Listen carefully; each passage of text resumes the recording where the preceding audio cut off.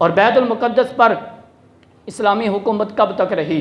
حضرت سیدنا امیر المؤمنین عمر فاروق رضی اللہ تعالی عنہ کے دور خلافت میں 17 ہجری تقریباً 638 عیسوی کو مسلم افواج نے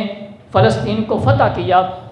تو بیت المقدس بھی ان کے قبضہ میں آ گیا۔ اجنادین یہ ایک علاقہ ہے، اس کو فتح کر لیا تو رومی سربراہ نے سیدنا عمر بن عاص رضی اللہ تعالی عنہ کو پیغام بھیجا کہ اللہ کی قسم تم اجنادین کے بعد فلسطین کا کوئی علاقہ فتح نہیں کر سکتے، واپس چلے جاؤ، اور اس سے پہلے جو تم فتوحات حاصل کر چکے ہو ان پر مغرور نہ ہونا، ورنہ پہلے والوں کی طرح تم بھی شکست اٹھاؤ گے۔ جب اس نے یہ الفاظ کہے تو اس کے ساتھیوں نے اس سے پوچھا کہ تمہیں کیسے پتا ہے کہ عمر بن عاص رضی اللہ تعالیٰ عنہ اس علاقے کے بعد کوئی علاقہ فتح نہیں کر سکتے؟ تو اس نے سیدنا عمر فاروق رضی اللہ تعالیٰ عنہ کا نام لیا اور آپ کے اوصاف بیان کر کے کہا کہ بیت المقدس فلاں شخص کے ہاتھوں فتح ہوگا۔ جب سیدنا عمر بن عاص رضی اللہ تعالیٰ عنہ کو یہ بات پتہ چلی کہ اس علاقے کی فتح سیدنا فاروق اعظم رضی اللہ تعالیٰ عنہ کی تشریف آوری سے ہوگی تو پھر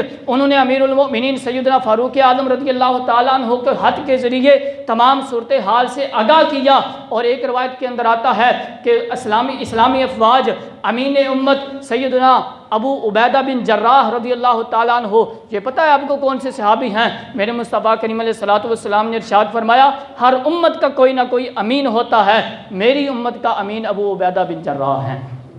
یہ حضرت ابو عبیدہ بن جراح رضی اللہ تعالیٰ عنہ کی شان ہے۔ آپ کی قیادت میں جب اس شہر کو فتح کرنے کے لیے، فلسطین کو فتح کرنے کے لیے اس کے قلعے کے لیے 4 مہینے تک جنگ جاری رہی لیکن کامیابی نہ مل سکی، بالآخر قلعے کے عیسائیوں کے ایک بڑے راہب نے قلعے کے اوپر چڑھ کر حضرت سیدنا ابو عبیدہ بن جراح رضی اللہ تعالیٰ عنہ سے کہا کہ ہمارے شہر کو صرف ایک ہی شخص فتح کر سکتا ہے، اس کے اوصاف ہماری کتابوں کے اندر لکھے ہیں اور وہ تم نہیں ہو۔ آپ رضی اللہ تعالیٰ عنہ نے پوچھا کہ تمہاری کتابوں کے اندر اس کے کیا اوصاف لکھے ہیں؟ تو وہ راہب جو تھا وہ کہنے لگا کہ بیت المقدس کو فتح کرنے والا محمد مصطفیٰ صلی اللہ تعالیٰ علیہ وسلم کا صحابی ہوگا، اس کا نام عمر ہوگا اور فاروق کے لقب سے مشہور ہوگا، اور وہ دین کے معاملے میں نہایت سخت ہوگا اور اللہ کے کاموں میں کسی ملامت کرنے والے کی ملامت کو پر کوئی پرواہ نہیں کرے گا۔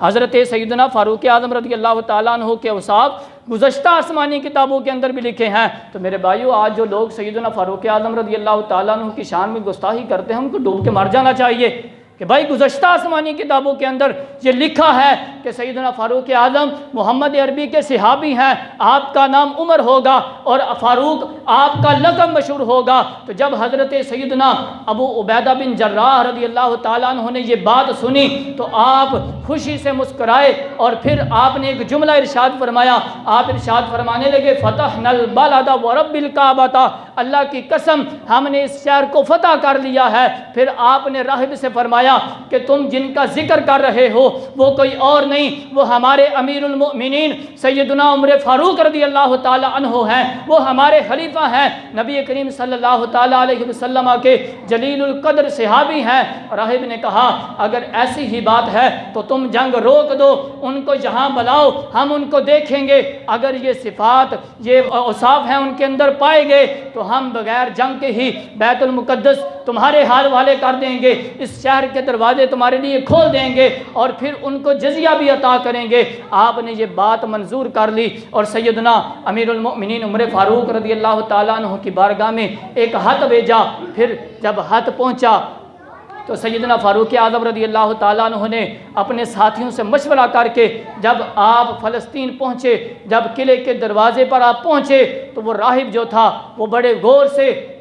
سیدنا عمر فاروق رضی اللہ تعالیٰ عنہ کو دیکھنے لگا۔ بالآخر دیکھنے کے بعد اس نے پکار کے کہا خدا کی عزت کی قسم ہے یہ وہی شخص ہے جن کی صفات ہم نے اپنی کتابوں کے اندر پڑھی ہوئی ہیں۔